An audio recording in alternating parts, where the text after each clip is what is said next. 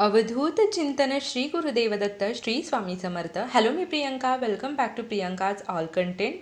8 मे 2024ला चैत्र अमावस्या आहे. या दिवशी अगदी साधा आणि सोपा उपाय आपल्याला करायचा आहे.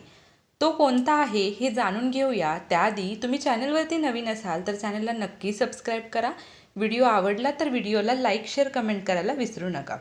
ही सेवा आपल्याला कशासाठी करायची आहे तर जर तुम्हाला पितृदोष असेल, विवाहामध्ये काही अडथळे असतील, घरामध्ये नकारात्मकता असेल, लहान मुलांना नजरबाधा झाली असेल, दृष्ट लागली असेल, एखादं मूल बघा अभ्यासात खूप हुशार असतं आणि अचानकच त्याला अभ्यास करायला नको वाटतं, नोकरीमध्ये व्यवसायामध्ये अडथळे येत असतात, घरामध्ये एकमेकांचं पटत नसेल, वास्तुदोष असेल, अशा सर्व संकटांवर अडचणींवर प्रभावी असा हा उपाय आहे.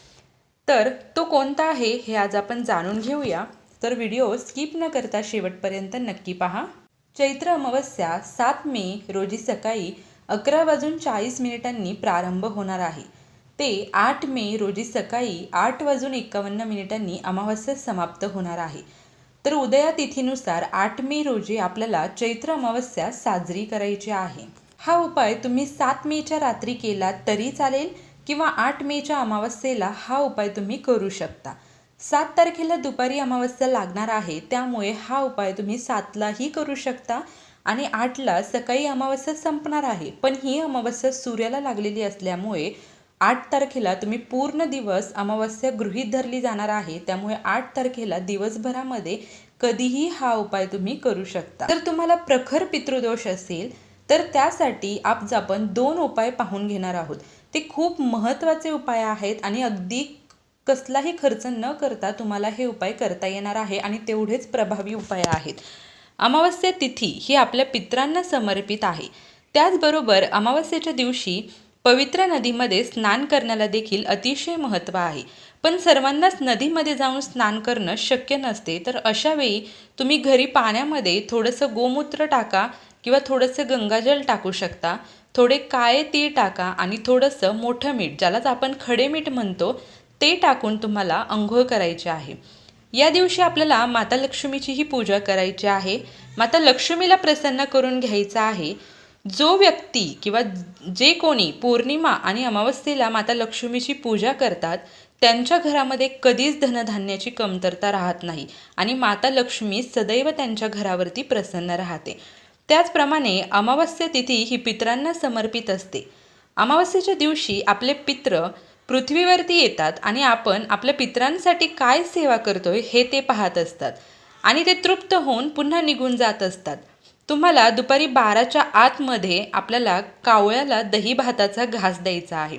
तुम्ही थोडासा भात घ्या, तो आळणी भात शिजवून घ्या, त्याच्यामध्ये मीठ नाही टाकायचं आणि तसंच तो भात शिजवायचा आहे. त्यानंतर तुम्ही थोडासा भात घ्या, त्यावरती थोडंसं आंबट दही टाकून हा तुम्हाला भात तुमच्या टेरेसवरती किंवा तुमच्या घराच्या उंच भिंतीवरती कावळ्यांसाठी ठेवायचा आहे आणि हा उपाय तुम्हाला 12च्या आधी म्हणजे दुपारी 12च्या आधी करायचा आहे.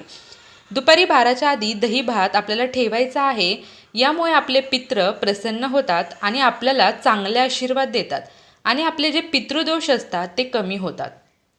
दुसरा उपाय म्हणजे असा की अमावस्येच्या दिवशी पितरांना प्रसन्न करण्यासाठी पशुपक्ष्यांना आपल्याला धान्य आणि पाणी ठेवायचं आहे.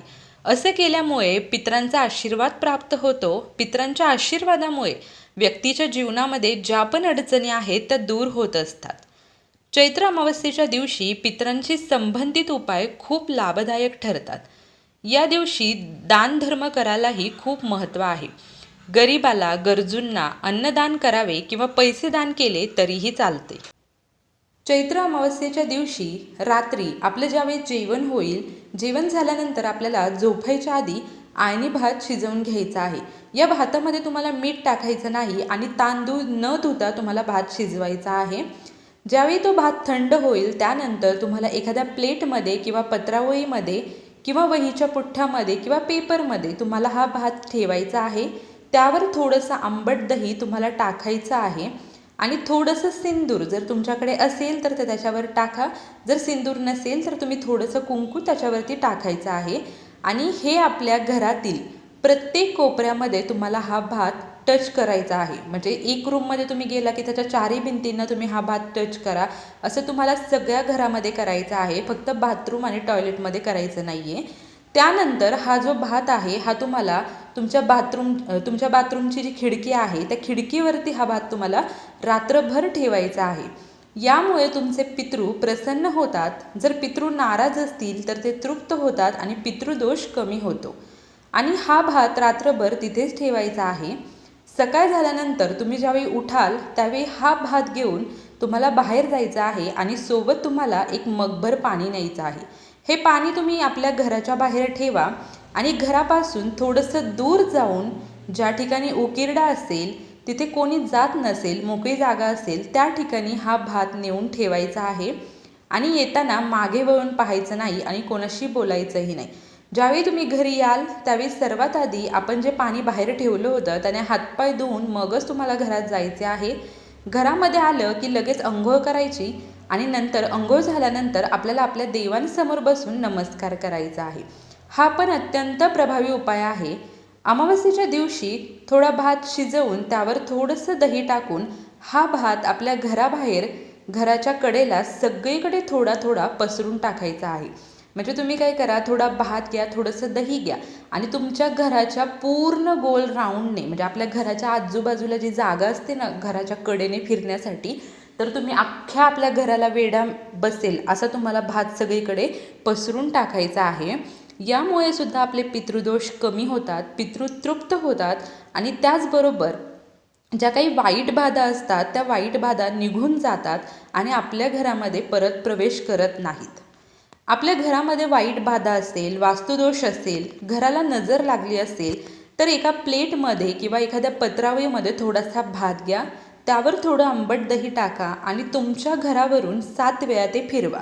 जर तुमच्या घरात एखादी व्यक्ती असेल, सततच आजारी पडत असेल, तिला जर सतत बाहेरची बाधा होत असेल किंवा तिचं हॉस्पिटल केलं, सगळे ट्रीटमेंट घेतल्यात पण तरीही काहीच फरक पडत नसेल, तर त्या व्यक्तीवरूनही तुम्हाला 7 वेळा हा भात उतरवायचा आहे आणि त्यानंतर तुमच्या घरावरून 7 वेळा उतरवून लगेच एखाद्या उकिरड्यावर नेऊन हा भात तुम्हाला ठेवायचा आहे. म्हणजे जिथे कोणी जाणार नाही, कोणाचा पाय त्याच्यावर पडणार नाही, म्हणजे ते पायी तुडवलं जाणार नाही अशा ठिकाणी किंवा एखाद्या मोठ्या झाडाच्या खाली नेऊन तुम्ही ठेवू शकता.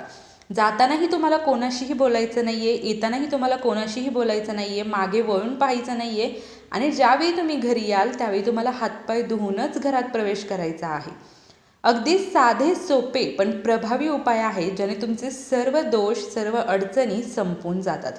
आपल्या जुन्या पिढीतील जे लोक होते ना ते हे उपाय करायचे, कारण पूर्वी काही ब्राह्मण, ज्योतिषी असे लोक नव्हते आणि असले तरी पण ते पैसे घेऊन असे उपाय करत नव्हते.